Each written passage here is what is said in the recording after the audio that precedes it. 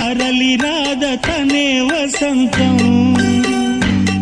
తన దరికి రాని వనాల కోసం తరలి రాద తనే వసంతం తన దరికి రాని వనాల కోసం గగనాల దాకా అలసాగకుంటే మేఘాల రాగం ఇలా చేరుకోదా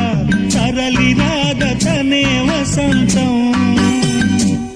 తన దరికి రాని వనాల కోసం